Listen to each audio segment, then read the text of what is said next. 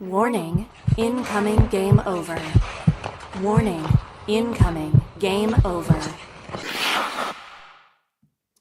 Hello, everyone. Welcome in to a late night stream on Game Over Toronto. If you're on the East Coast, I am shocked if you're with us because it is well past midnight over there. But welcome in, everybody, after a Leafs win 3-1 over the Kraken. At least I think it was 3. I don't think they counted that empty netter at the end. So 3-1 over the Kraken in what was a pretty, routine middle of or early February win. It wasn't the most exciting game in the world, certainly a far cry from the swing through Alberta over the past couple of days, but just a lot more of a clean win. And, there were some storylines in this game that we have to talk about. Obviously, the big one, Anthony Stolarz is back, and he looked really, really good in this game, and it's so good to have him back. Having that 1-2 punch back in net is going to be super nice down the stretch of the season, just to keep Joseph Woll's games down, and now we can have a real competition to see who's going to start game 1 of the playoffs. So we're going to get into all that. We're going to dive into the game. Before we do, make sure to hit like and subscribe to Game Over Toronto. If you're listening on a podcasting platform, make sure you give us a follow and a rating. And let's go ahead and get into it so I can see, everyone that's tuning in live right now. Make sure you let me know what you thought of the game. And we'll obviously get to the question segment later in the show. So to start off with in this first period, we're just going to start super simple with a game recap. And as I mentioned right off the top, Stolarz returns. That was a big story. Another story coming into this game, Mitch Marner, following a one-game absence. He missed the game in Calgary. He comes back, and the Leafs opt to not play him on Austin Matthews' line. We finally have split those two up for the time being, it seems. And Marner ended up sliding in on line 2 with John Tavares and William Nylander. And then, the bottom six kind of shook out a little bit differently as well, as Max Pacioretty stayed in the lineup, but he was on the fourth line. Bit of a new role for him. I have thoughts on Max Pacioretty, but that is something that I'll get into when it's relevant. So to start off with, the Leafs came out, and I thought they looked fine. The Leafs seemed to have a renewed urgency on shutting down high quality chances in this game. Obviously, they weren't perfect at that. Stolarz did have to come up big a couple of times, but in general, the Leafs just seemed to not be as aggressive on the offensive side. They did definitely take a couple of minutes to get up and going in this one. Seattle kind of started out pretty fast and aggressive, and the Leafs, it took 5 minutes to settle into the game, which unfortunately is just a trend we've seen over the years, where the Leafs sometimes can be slow starters. Is what it is. But after they settled in, I thought, it's not that they controlled the play very well. It's just that Seattle couldn't do anything for most of the night. The one goal Seattle has is off of a great shot by Tolvanen.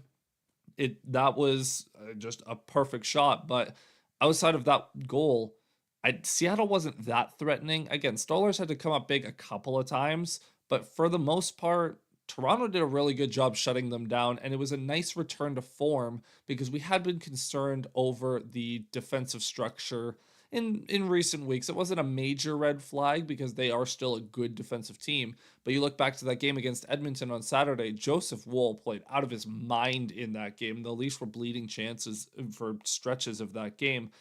Big return to form in that regard. Good to see the defense get back on track.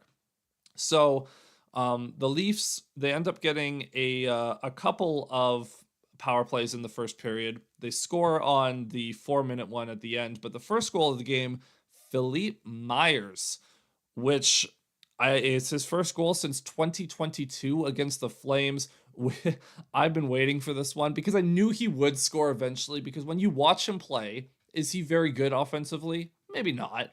But oh my lord, he loves to shoot that puck, and he's got, a big shot from the point, and the shot obviously gets deflected. It hits, I believe it was Matty Beniers in front of the net, but it was nice to see Myers get rewarded because he's been the defenseman that's probably been the most active with his shooting. The Leafs defense in general, I think, it could serve them well to shoot the puck more, and Myers certainly does. Not that they're always great shots, but sometimes you just got to throw the puck on the net and good things will happen. And this time it hit Beniers in front and went into the back of the net. snaps I think it was 22 game goalless drought for Myers, which happens to stretch over a couple of years because he's not an everyday player. But that was good to see. And then the 4-minute power play that the Leafs get at the end of the period. So Morgan Riley draws the penalty, and then he ends up getting an assist.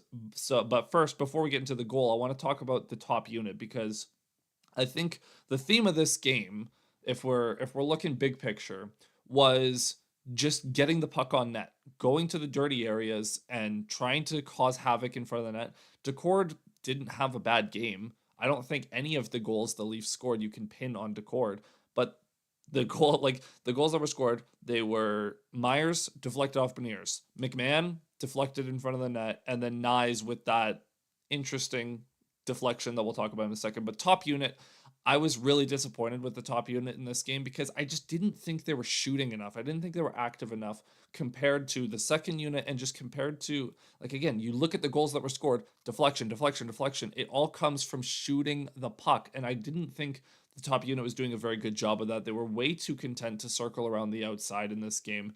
So that was disappointing. I thought in particular the trio of Nylander, Marner, and Matthews were most guilty of this. Obviously, Tavares hits the post on a wide open net. That sucks. That was a great play by Matthew Nyes in front of the net. And I thought Nyes had a nice game. He was really good on the forecheck. He kept the play alive in the offensive zone a good amount, especially on the power play. But yeah, Matthews, Nylander, Marner, you could very clearly see a difference in how good the power play looked when those three would stop cycling it so much and just shoot it. There was a play where Marner had a shot from the top of the point, and it like went just wide, and it was deflected in front just wide. There was Nylander had a couple shots. He was fighting the puck a little bit in this one. Matthews, he had a couple of shots, but again, just wasn't their best effort in terms of being direct on the power play. I think that's the best way I could describe it. They weren't direct enough. And what I mean by that is the second unit, they come out and they have one job: get the puck to the net and just see what happens. And that's what happened. Was Morgan Riley throws it on, Bobby McMahon deflects it in, 2-0. That's what you want to see. You want to see the power play just enough of this cycling around the outside. Just shoot it, get pucks to the net, and then when the play breaks down, because that tends to happen off rebounds, that's when the skill will take over. Because I've said it for years and I'll say it again, the Leafs' top power play is at its best when they abandon their structure and just play.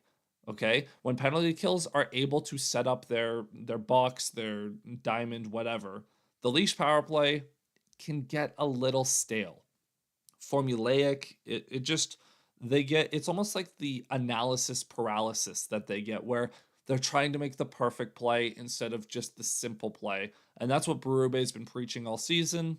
We've seen it in stretches. We saw it in Calgary on Tuesday, where the first power play goal, Nylander just shoots it, one-timer. Great play by Nyes. The structure breaks down, and Nylander gets a one-timer goal.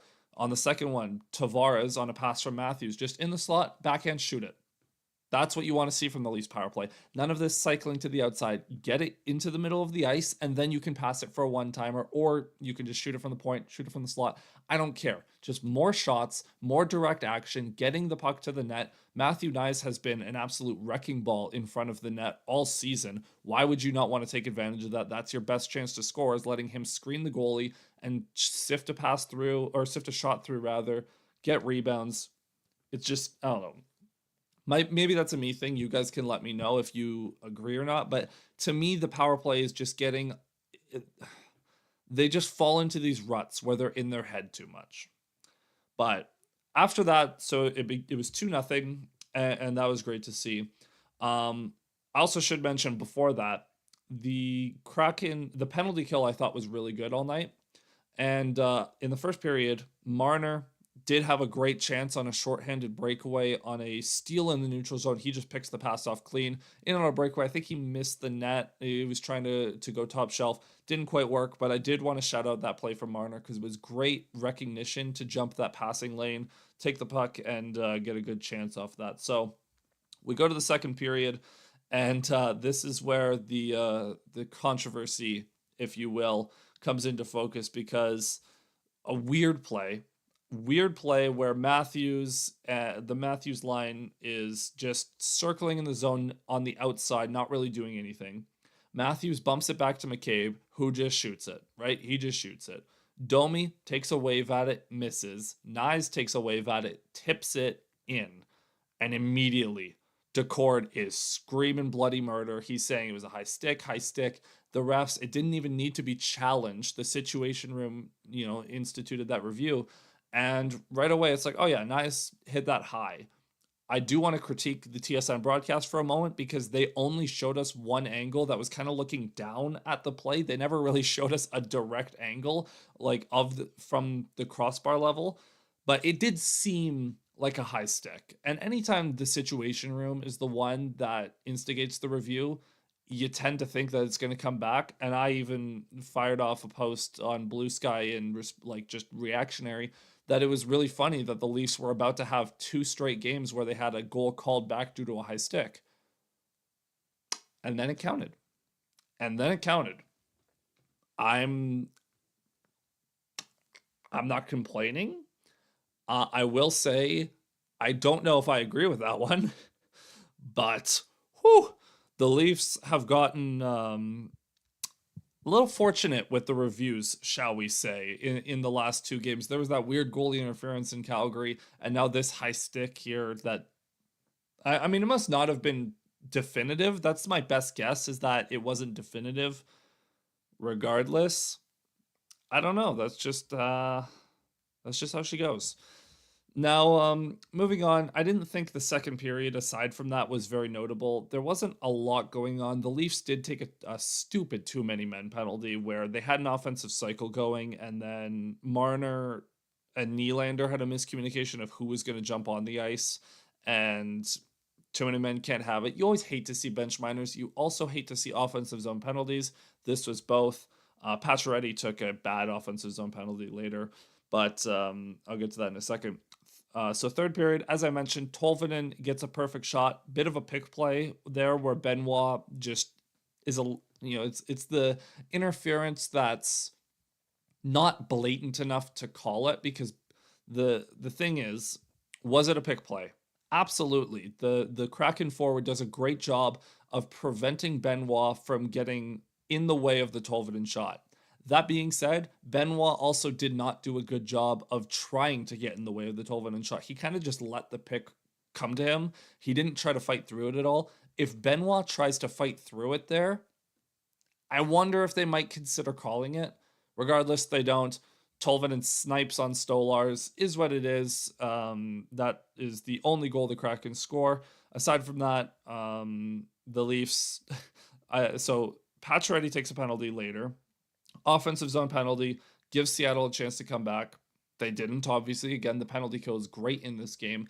And then the Kraken pull the goalie at the end of the game. And so there's been this eternal discussion for the past few years where are reviews destroying the game of hockey? Do we have too many reviews? Is it slowing down the game? People complain about the offside reviews all the time.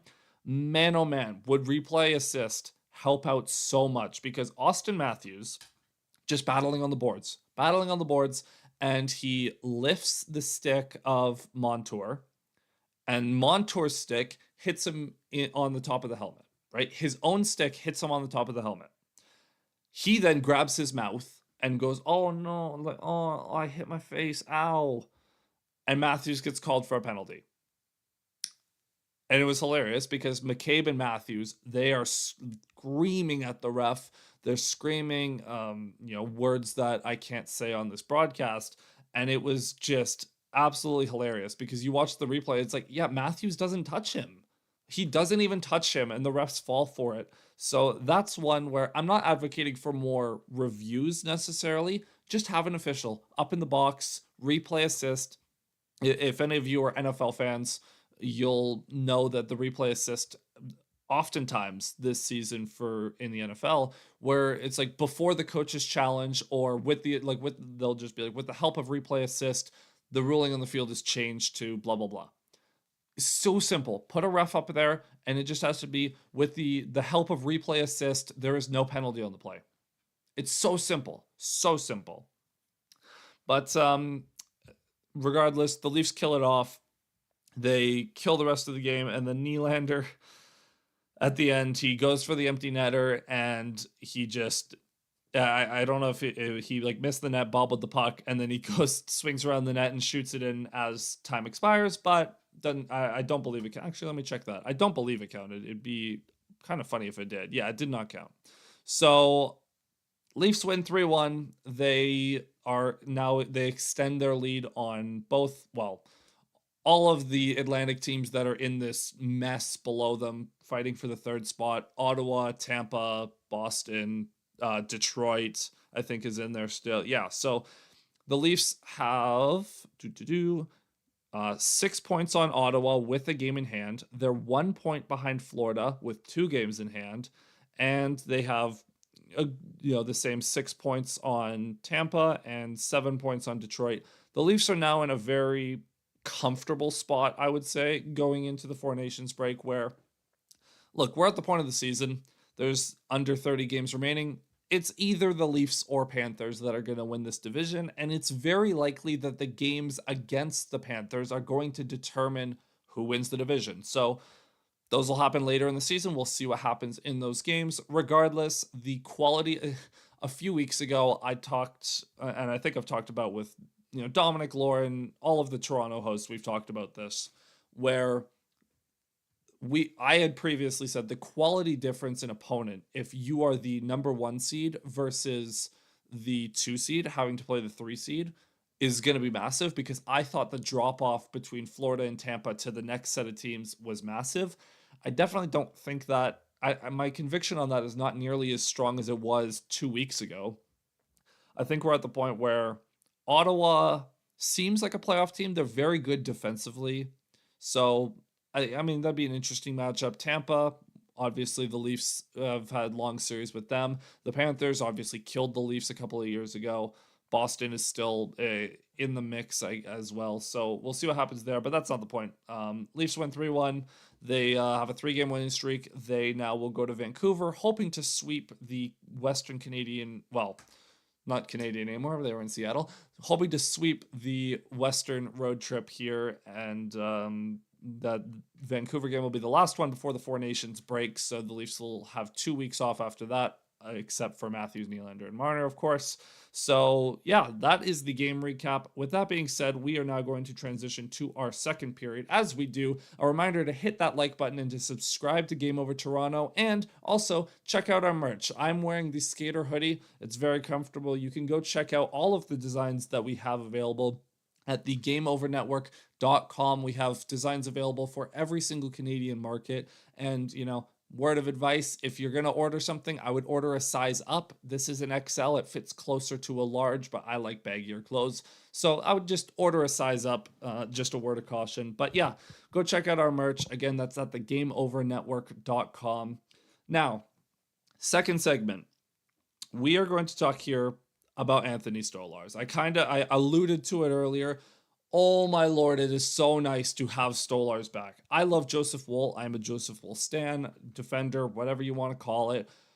Oh man, did he ever need a break, because he has played, I think, if it's not the most games since the turn of the new year, it's like the second or third most. Like, he has played so much since the start of January, and he needs some rest, okay? So I want Stolarz to play Saturday. They were saying on the broadcast that Stolarz has been medically cleared for a week or 10 days, but they wanted to give him some extra practices to get up to game speed, game shape, which this is one thing that Craig Berube has done that I am a big fan of, and he doesn't rush people into action, okay? We see this with the call-ups as well. So a couple of weeks ago when Fraser Minton got called up, he didn't play right away. They made sure he got a practice in before he played. I think that's like, it's such a small thing, but it's actually like really underratedly good for the players, because how many times in the past have we seen, we'll use Nick Robertson as an example, where Nick Robertson would get called up from the Marlies, thrown into a game, and he just looks a little out of his depth. They're trying to avoid doing that with guys like Fraser Minton, and I imagine next year this will be the case with Easton Cowan, if he's here, if both of those guys are here, where they want to make sure that they are not forcing these, like they're not going to throw these guys into the deep end and see if they sink or swim. They want to make sure they're set up to succeed. So when Minton gets called up, let's make sure he gets a practice in first. When like Nyes and Tavares were injured recently, let's make sure they get a practice in. I would like obviously the exception here is like when Marner missed the game on Tuesday. He doesn't need a practice. He's still in game shape. He missed one game. But the guys that aren't here every day, let's get a practice in. That's why the rotation on the back end has been going on the way it has been. Like keep all these guys in the mix. And again, it's a very long season. So making sure that a Phil Myers gets in, a Simone Benoit gets into games, Connor Timmins, right? Like making sure all these guys get into games and you just keep the rotation going because you need fresh bodies available. Pacioretty is another example. He doesn't play every night, nor should he. In fact, he should probably be, sitting more than he plays at this point because he has not looked good at all. That's like I had to say it. But again, that's a different conversation. But back to Stolarz. Getting Stolarz the extra 10 days to get up to game speed, it made all the difference because he looked so sharp in this game. If he had just been like he was medically cleared, let's throw him in, he probably doesn't play as well as he did tonight. And he looked exactly the way he did before he got hurt, which is so reassuring because again, we want to encourage competition here. If Stolarz is playing at the same level he was before he got hurt and Joseph Woll is playing at the level he's been playing at the last few weeks, that is going to be a fantastic goaltending competition to see who starts game one of the playoffs. Because that's where if the playoffs started right now, who's your goalie game one? Now, because Stolarz is just coming back from injury, the Leafs would probably play Joseph Woll. It's going to be a conversation, though. And also, the beautiful thing is if you play game 1 and 2, because I imagine you probably give whoever starts game 1, you give them game 2 regardless of what happens. Let's say the first 2 games don't go well. You just switch to the other guy. And, maybe that ends up in a situation where now the other guy's cold. I don't know. You could end up in a Boston situation where, last year, Swayman starts game 1, the Bruins win pretty easily. Game 2, they start Ullmark, and the Leafs put up 3 on Ullmark and win. Then they go back to Swayman for the rest of the series. I don't know. You run that risk. I would prefer to kind of have an answer figured out to where it's like, nope, this is our guy, this is our starter, and if he gets hurt or is playing horribly, that's when we'll pull that trigger. The same way the Leafs did with Samsonov, where it's like Samsonov probably shouldn't have been playing anyways, but Samsonov plays and it's at the point where it is dire, and that's when Wool comes in. I don't know. But man, Stolarz looked so good. He had one save in particular where he, kind of hit the windmill glove save. That was spectacular. In the first period, he had one where it's kind of a weird scramble drill at the side of the net, and he had to dive back into position. Just fantastic. We know that Stolarz has some issues with rebound control. Wool is not perfect in that area either, but what are the Leafs really good at? They are fantastic at clearing rebounds. So if Stolarz is going to give up these rebounds, at least you have a defense in front of you that is really good at clearing those secondary chances. And the benefit is Stolarz, he's huge. First of all, he's never going to be out of a play because he's huge, but also because he's athletic, right? So that is, and he's just been so solid. It's so hard to beat this guy clean. There's not even a lot, this is not going to be the most groundbreaking analysis here. He's just a really solid goalie. And the fact that the Leafs were able to lock him up for a couple of years and they have Wool's extension locked in, this is your goaltending tandem for the next 2 years. Everyone should be happy with that. I believe it's 2 years. I should probably check Stolar's contract before I start talking out of my ass. But regardless, these are your goalies next year. This is your tandem right now. And it is such a fantastic problem to have that both your goalies are really good. Stolarz is still one of the league leaders in save percentage. Joseph Woll, it's fallen off a bit because he's played so many games, but he's still been very good this season. I imagine that Stolarz will play a little bit more.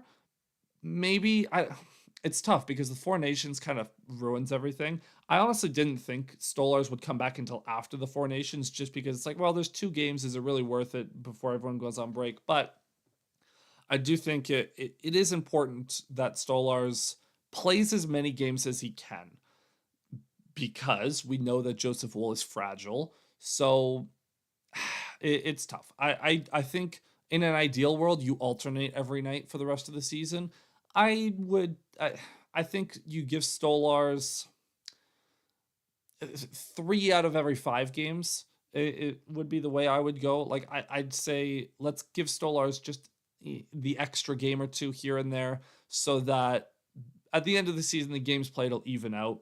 But again, you want to encourage competition. I think you still play, just alternate every night regardless, and then we'll see what happens. But as of now, I have no idea who would start game 1 of the playoffs, because both are so solid. Well, sorry. I think Joseph Wool would start because I think that's what the Leafs would do. But in terms of who should start, I don't have a good answer.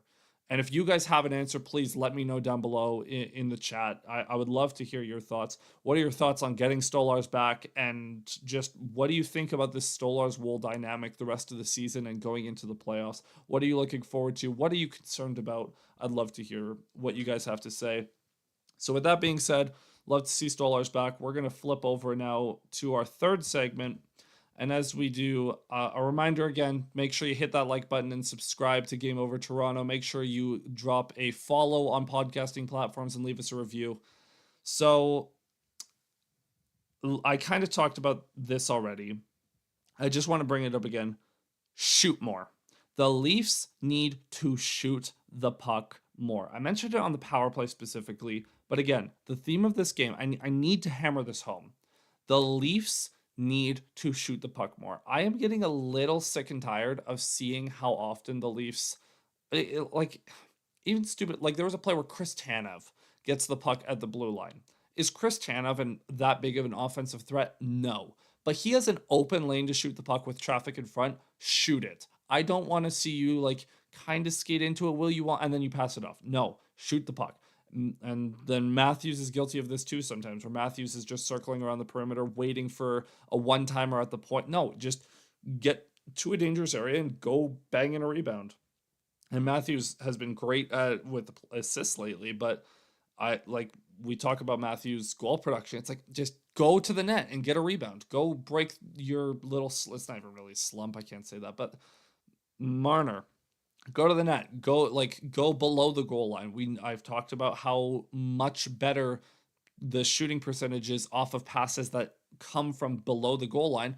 Marner, go down low. Let's try to get some passes going down low and get to the front of the net. Like, you have guys in John Tavares and William Nylander that are great in front of that. Let's go down below the goal line and see if we can get a pass out front.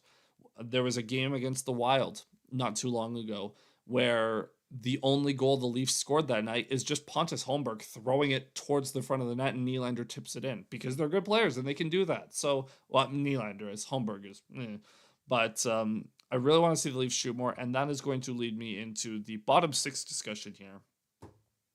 Okay, so I'm going to talk about deadline targets in a second for this overtime segment if there's no questions. But oh my goodness, this bottom 6 is a mess. We know they need a center. And I should clarify, I am perfectly okay with the fourth line being a complete nothing burger. If you want to roll out a playoff fourth line of Lorentz, Kampf, Dewar, I am totally on board with that. You can sell me on that. A line that you can throw out in defensive situations if you need to. You trust Kampf to take on defensive zone responsibilities. You trust Lorentz as a good forechecker. They can just go be an energy line. They're not going to do anything, but they're not going to give up anything either. But if that's the plan, the third line has got to score goals, and I am so sick and tired of them being useless. Bobby McMahon scores in this game. He playing on that third line, it was a power play goal. Wasn't at even strength.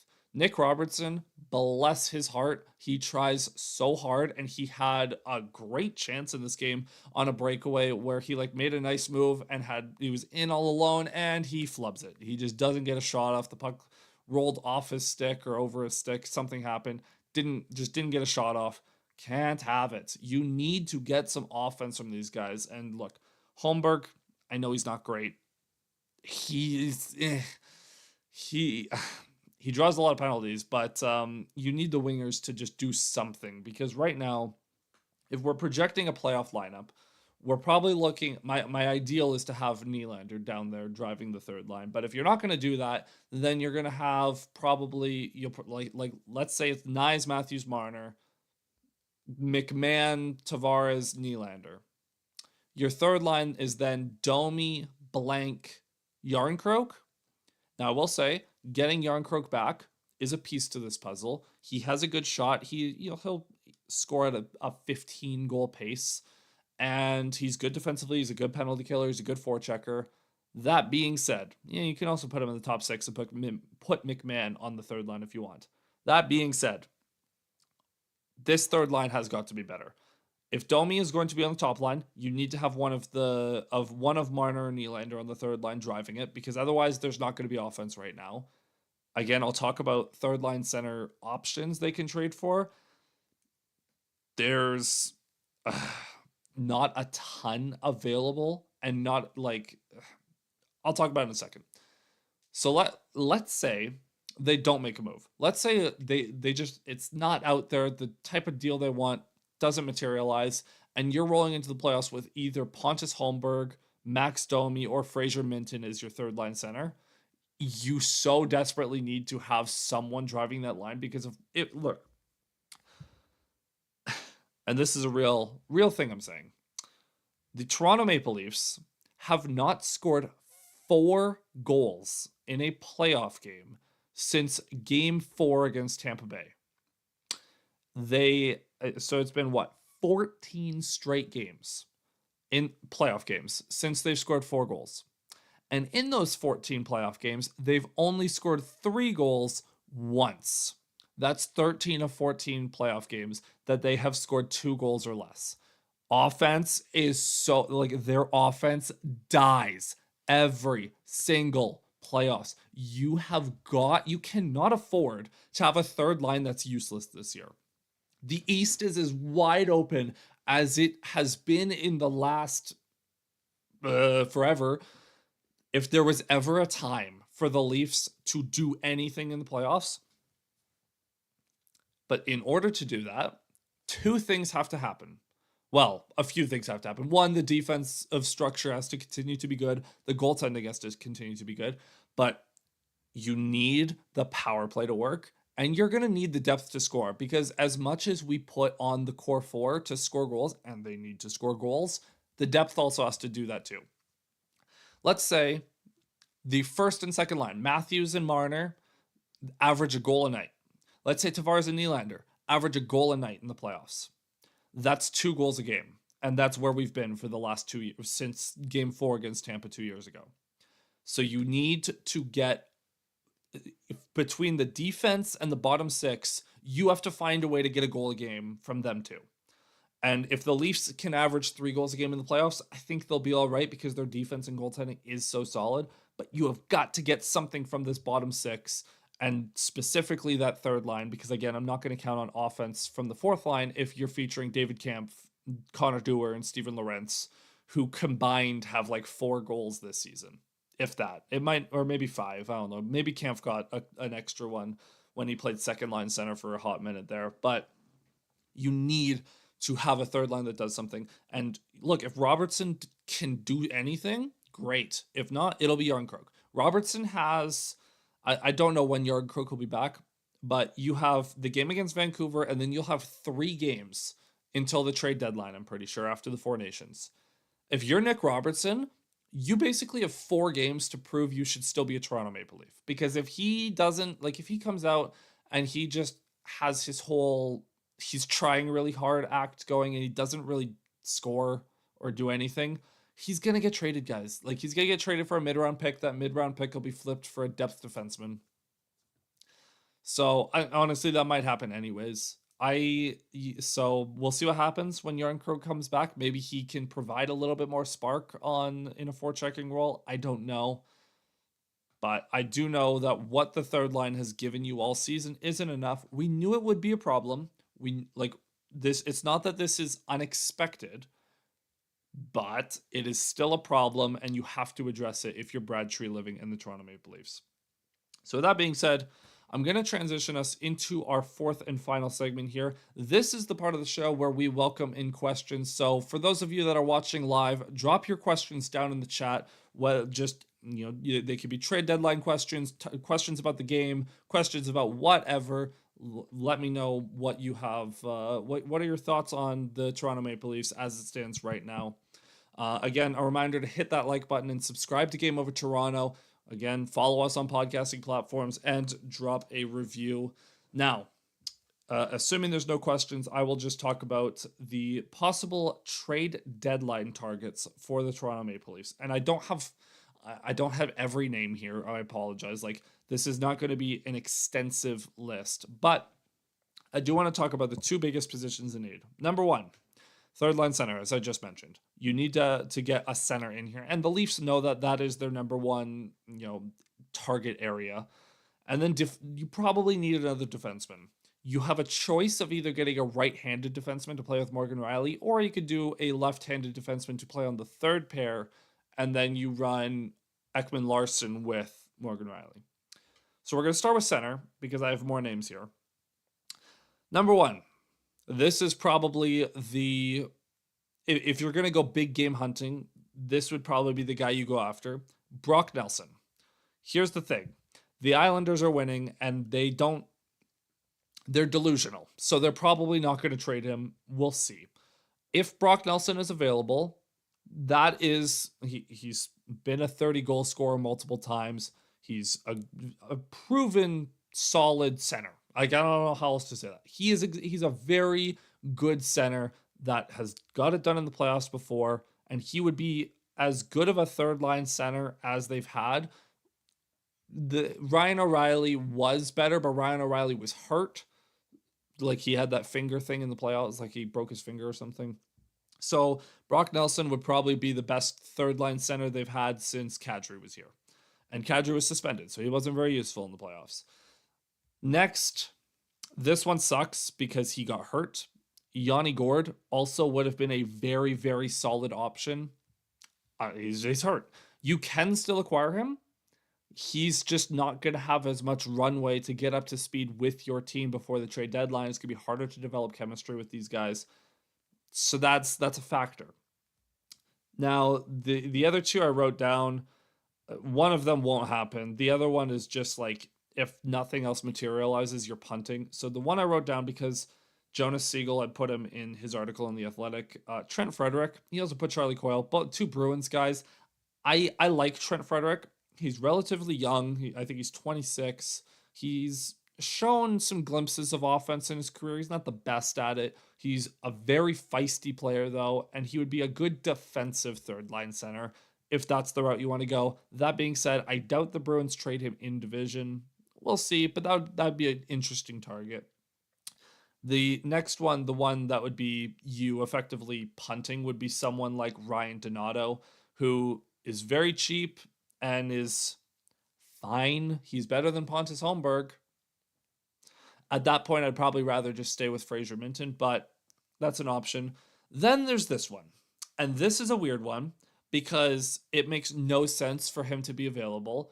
And based on what we've been told, there's no way the Leafs would be able to acquire him. But I do need to mention him because he's been in the news in the last few days. Dylan Cousins. Why the Sabres would ever trade him is beyond me. He's 23 years old. He has a 30-goal season to his name. He's huge. He's a physical right-handed center, and he is signed to a very manageable cap hit until 2030. If he's available, that is the slam dunk acquisition you can make. You can argue he's had a down couple of years since that 30-goal season, and my counter to that is he's on the Buffalo Sabres. If you put him next to William Nylander for the next 5 years, 6 years, whatever, guarantee you he'd be a much better player. That being said, we've also heard that the Sabres would like to do an apples for apples deal in the sense that they want to acquire someone who is a similar profile. I don't know what that really looks like To me, it just sounds like the Sabres saying, hey, if Vancouver wants to trade Elias Pettersson, we will send Dylan Cousins back the other way. That's what it kind of, like, that's how I interpret it. That being said, if the Sabres change their minds at all and they're just like, you know what, we're just going to trade Cousins, you trade a first rounder, you trade Easton Cowan or Fraser Minton, whoever, probably Easton Cowan because he's more highly sought after, and you say thank you very much, because that would be your 2C for the next 5 years after this. But again, I doubt that'll happen. So if I do, like, again, if he was healthy, I would go after Gord. I would inquire on Brock Nelson, but they need a center. They just need a center. Flipping over to the defense, I didn't have a ton of names. Again, I'll mention the Bruins guy, Brandon Carlo. That'd be a slam dunk acquisition. He'd be a great top 4 right-handed defenseman. There's no way the Bruins would trade him in division. Why would they do that? It makes no sense. But if he's available and they're willing to, would be a slam dunk. The another name is, so there's Connor Murphy from the Blackhawks, big physical right-handed defenseman. Again, could be a good top 4 right-handed defenseman for the playoffs.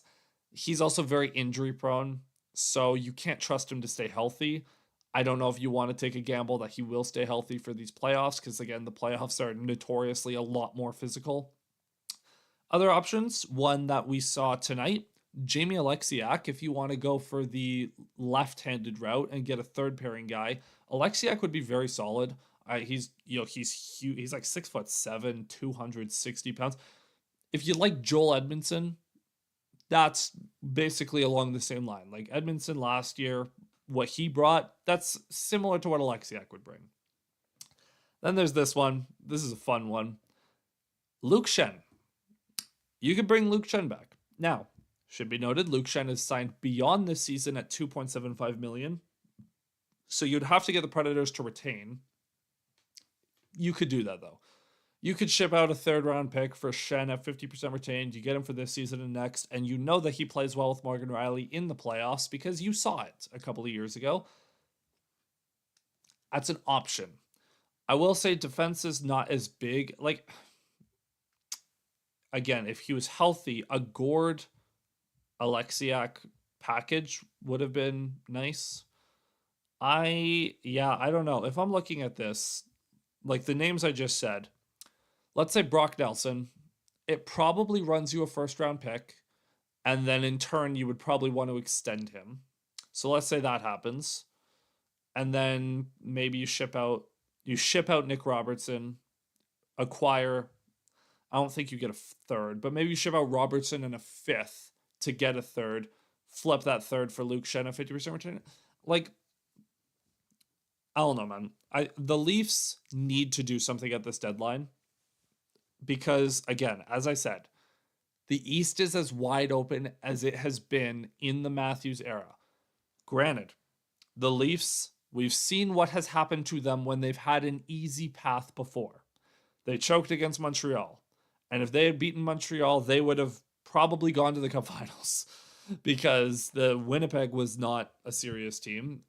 And then Vegas was not that serious of a team. That being said, I don't know. It just sucks because from an optimist standpoint, you say maybe this will be the year they break through. They have a new coach. Maybe he'll get them to play the right way and they'll figure it out in the playoffs. Let's go. The pessimist side of me is like, what have the Leafs done in the Matthews era to prove that they will take advantage of this opportunity? Just depends on how you look at it. But again, we will have a lot of time. We still have like 28 games before the playoffs. So we have lots of time to get into whether or not this team is going to do any sort of significant damage in the playoffs. So with that being said, that is where I'm probably going to wrap up the show. If you have any questions, this is your last chance to get them in. I know it's a late night show. Everyone probably just wants to go to bed. I get it. So with that being said, again, reminder to hit that like button and subscribe. You can follow the Game Over Network on social media at the Game Over Network. You can find me on Twitter and Bluesky at Zach Payne 41.